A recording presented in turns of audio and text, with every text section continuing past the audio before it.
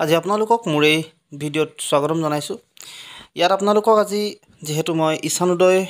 যি স্কলাৰশ্বিপ আছে সেই সংক্ৰান্তত আপোনালোকক জনাওঁ বুলি ভাবিলোঁ। আৰু আপোনালোকে এই ঈশানোদয় স্কলাৰশ্বিপ কি হয়, আপোনালোকে কেনেকৈ এপ্লাই কৰিব পাৰে, কিমান টকাকৈ আপোনালোকে মাহেকত পাব, আৰু লগতে কি কি ডকুমেণ্টছ আপোনালোকক প্ৰয়োজন হ'ব সেইখিনি আপোনালোকক জনাম, আৰু কোনসকলে ইয়াত এপ্লাই কৰিব পাৰে গোটেইখিনি কথা আপোনালোকক জনাবলৈ চেষ্টা কৰিম। চ' আপোনালোকে ভিডিঅ'টি শেষলৈকে চাব, আৰু যদি আপোনালোক মোৰ চেনেলটোত নতুনকৈ আহিছে তেতিয়াহ'লে প্লিজ ছাবস্ক্ৰাইবো কৰি ল'ব।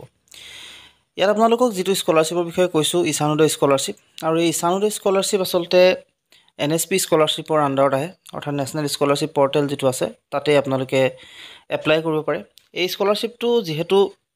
ঈশানোদয় যিটো স্কলাৰশ্বিপ, সেই স্কলাৰশ্বিপটো যিহেতু UGCয়ে প্ৰদান কৰে, ইউনিভাৰ্চিটি গ্ৰাণ্ট কমিশ্যনে যিহেতু প্ৰদান কৰে, আৰু সাধাৰণতে এই ঈশানোদয় স্কলাৰশ্বিপৰ যি এপ্লাই লাষ্ট ডেট ইতিমধ্যে পাৰ হৈ গৈছে, আৰু আপোনালোকৰ নতুনকৈ যিটো এপ্লাই হ'ব, যোৱা বছৰৰখিনি আচলতে ইতিমধ্যে কমপ্লিট হৈ গ'ল, আৰু যিটো নতুনকৈ এপ্লাই হ'ব সেইটো অক্টোবৰৰ পৰা ষ্টাৰ্ট হৈ যাব। চ' গতিকে আপোনালোকৰ সাধাৰণতে ইয়াত এই ঈশানোদয় স্কলাৰশ্বিপটো আচলতে কি হয়, এইটো হৈছে এটা স্কলাৰশ্বিপ, এটা বৃত্তি। আপোনালোকে যিসকলে পঢ়ি আছে, বিশেষকৈ ডিগ্ৰী যিসকলে কৰিছে, যিসকলে টেকনিকেলত বিভিন্ন ডিগ্ৰী কৰি আছে, বা বিভিন্ন যিবিলাক টেকনিকেল কোৰ্চ আছে তাত আপোনালোকে কৰি আছে, প্ৰফেশ্যনেল কোৰ্চ যিবিলাক আছে তাত আপোনালোকে কৰি আছে। চ' তেওঁলোকৰ কাৰণে এটা বৃত্তি সাধাৰণতে আপোনালোকক প্ৰদান কৰে, আৰু সেই বৃত্তিটো আচলতে আপোনালোকক কিমানকৈ দিব বা কি দিব পইচাখিনি, সেই পইচাৰ হিচাপটো আচলতে আপোনালোকক মই কৈ দিম বাৰু। এতিয়া কথাটো হ'ল কি, যে ঈশানোদয় স্কলাৰশ্বিপ আচলতে পায় কোনে। প্ৰথম কথাটো হৈছে ঈশানোদয় স্কলাৰশ্বিপ সাধাৰণতে যিহেতু এটা স্কলাৰশ্বিপ হয়, আৰু এইটো আচলতে আপোনালোকে সকলোৱে যিসকলে ডিগ্ৰী কৰে, জেনেৰেল যিবিলাক ডিগ্ৰী আছে সেই ডিগ্ৰীবিলাক কৰে, আৰু লগতে যিসকলে টেকনিকেল যিবিলাক ডিগ্ৰী আছে সেইবিলাক কৰে, বা আপোনালোকে যদিহে প্ৰফেশ্যনেল যিবিলাক ডিগ্ৰী আছে সেইবিলাক কৰে, সকলোৱে আচলতে এই স্কলাৰশ্বিপৰ কাৰণে এপ্লাই কৰিব পাৰে।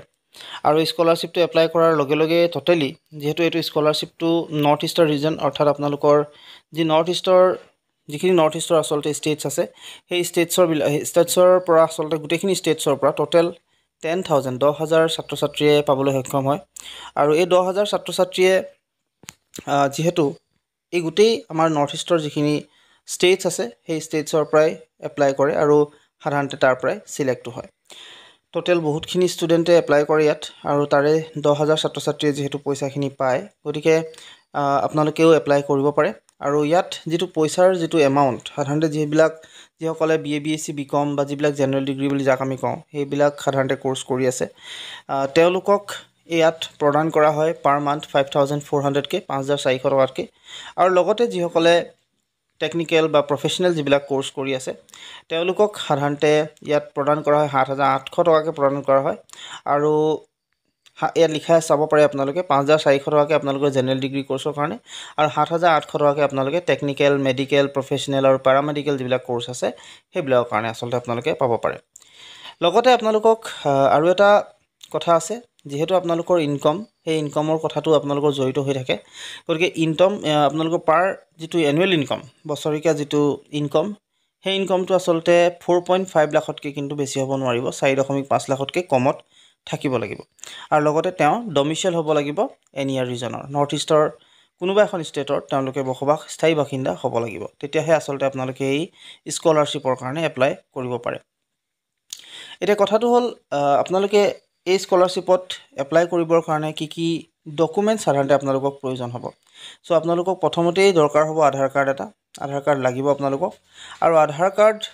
সাধাৰণতে আপোনালোকক লগাৰ লগে লগে সেই আধাৰ কাৰ্ডটো যাতে বেংক একাউণ্টৰ লগত এটাচ হৈ আছে বা লিংক হৈ আছে সেইটো কিন্তু আপোনালোকে কৰি ল'ব লাগিব, যিহেতু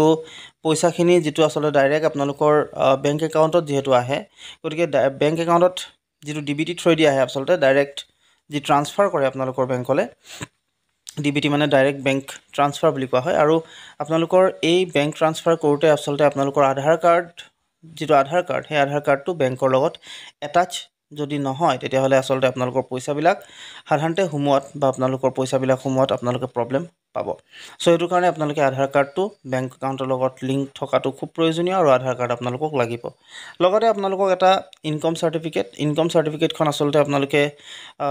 দিবই লাগিব, যিহেতু ইয়াত আপোনালোকক ইনকমৰ ওপৰত বেছ কৰি আপোনালোকক গোটেই স্কলাৰশ্বিপটো প্ৰদান কৰে, গতিকে ইনকম চাৰ্টিফিকেটো লাগিব। আৰু ইনকম চাৰ্টিফিকেটত আপোনালোকৰ আৰু এটা কথা কৈনো, তাত যিটো ইনকম হ'ব সেইটো 4.5 লাখতকৈ আচলতে বেছি হ'ব নোৱাৰিব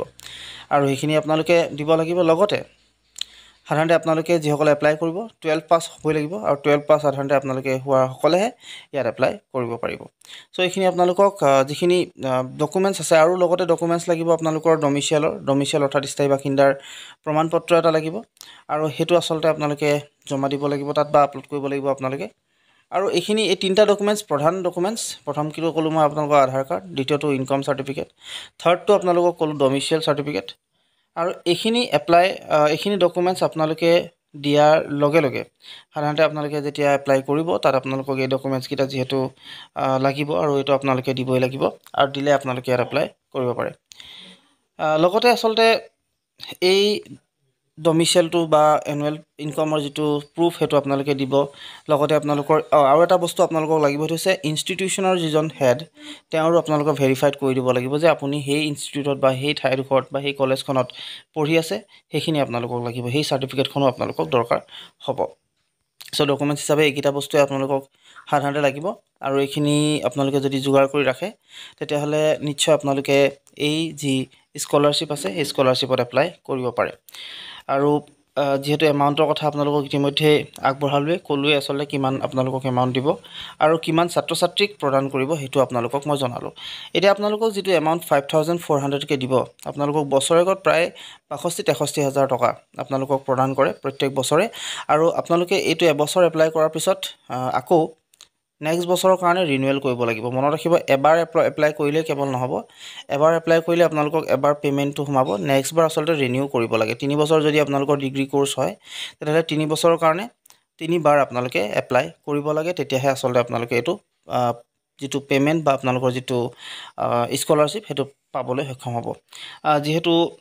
প্ৰথমবাৰ আপোনালোকে ফ্ৰেছ কে এপ্লাই কৰিব নেক্সট হৈছে ৰিনিউৱেল কৰিব আৰু থাৰ্ডটো আপোনালোকে ৰিনিউৱেল কৰিব তেতিয়া আপোনালোকৰ এই পইচাটো পাবলৈ সক্ষম হ'ব যেহেতু বহুতো ছাত্ৰ ছাত্ৰীয়ে পায় গতিকে আপোনালোকে এই যি স্কলাৰশ্বিপ হেতু এপ্লাই কৰিব পাৰে গতিকে আপোনালোকক এই বিষয়ে জনালো আৰু লগতে সাধাৰণতে যেটো যিসকলে এই কোৰ্স এই স্কলাৰশ্বিপটো এপ্লাই কৰিব যেটো ইউজিচিয়ে সাধাৰণতে প্ৰদান কৰে গতিকে এই কোৰ্সটোৰ কাৰণে বা এই স্কলাৰশ্বিপটোৰ কাৰণে এপ্লাই যেটো ডেট আপোনালোকে সাধাৰণতে ইয়াৰ এপ্লাই ডেটটো প্ৰায় অক্টোবৰ পৰা ষ্টাৰ্ট হৈ যায় আৰু অক্টোবৰ পৰা ষ্টাৰ্ট হোৱাৰ লগে লগে আপোনালোকে আসলতে এটো এপ্লাই কৰিব পাৰে অক্টোবৰৰ পৰা ষ্টাৰ্ট হৈ আপোনালোকৰ প্ৰায় জানুৱাৰী ফেব্ৰুৱাৰী লৈকে চলে গোটেই সিস্টেমটো যেহেতু বহুত কেটা স্টেপস আছে সেই স্টেপস কেটা ফলো হোৱাৰ পিছতহে এটো কমপ্লিট হয় গতিকে আপোনালোকে তেতিয়ালৈকে চলিব আৰু তেতিয়ালৈকে আসলতে আপোনালোকে এপ্লাই কৰি থাকিব পাৰে সো আশা কৰিছো আপোনালোকে গোটেই কথাখিনি ভালদৰে শুনিলে এই স্কলাৰশ্বিপটোৰ বিষয়ে সবিশেষ আপোনালোকক জনালো গতিকে আপোনালোকে যদিহে ভিডিওটো ভাল পালে তেতিয়াহলে প্লিজ সাবস্ক্ৰাইব কৰিব লগতে চেনেলটো সাবস্ক্ৰাইব কৰি কাষত থকা যেটো বেল আইকন হেতু প্ৰেছ কৰিব লগতে শেয়াৰ কৰিব ভিডিওটো যিমান পাৰে ইমান সকলোৱে যাতে ইছান উদয় স্কলাৰশ্বিপৰ বিষয়ে গম পাব পাৰে সো এইখিনি জনাই আজি ভিডিওটো বিদায় মাগিছো